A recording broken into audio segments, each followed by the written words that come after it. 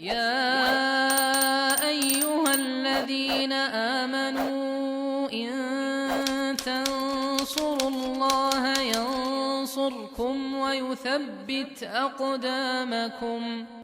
Baik, ini adalah satu sikap seorang suami ya, yang kita katakan kalau di akhir tadi itu seperti dayus ya. Dayus ini orang yang tidak memiliki rasa cemburu, dan ini Rasulullah katakan termasuk di antara yang diharamkan oleh Allah Subhanahu wa taala untuk masuk ke dalam surga ya.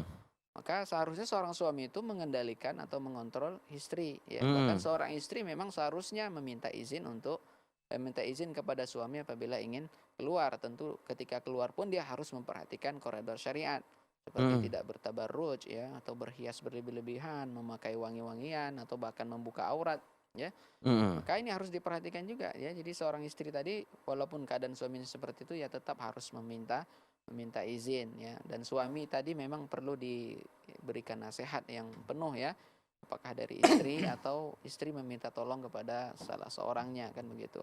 Karena sesungguhnya rumah tangga yang seperti ditanyakan oleh penanya tadi tidak akan mendapatkan kebahagiaan ya. Betul. Kalau ternyata mereka tidak bisa saling memahami, tidak bisa saling mengisi ya, tidak bisa saling menasihati. Ini artinya kan masing-masing seolah-olah punya orientasi sendiri dalam berkeluarga tersebut. Dan ini yang memang perlu ya, sebelum berumah tangga kita pastikan ya, kedua-duanya kedua belah pihak memang punya visi yang sama begitu. Iya, betul. Karena itulah nanti yang akan menyatukan mereka begitu. Ya itu kalau kita umat muslim tentu visinya sama-sama ingin menggapai ridha Allah Subhanahu wa taala.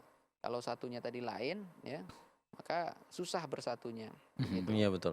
Ditambah lagi memang kalau cemburu ini adalah salah satu yang dibutuhkan Pak Ustadz ya. Iya. Wanita itu suka dengan suami yang memiliki rasa cemburu. Benar. Cemburu rasa cinta, tanda cinta gitu ya. Iya, betul. Kalau cuek ini kan bahaya. Dan itu yang memang dianjurkan Rasulullah ya kan. Jangan sampai kita termasuk di antara kelompok dayus tadi ya, Iya, orang yang tidak memiliki rasa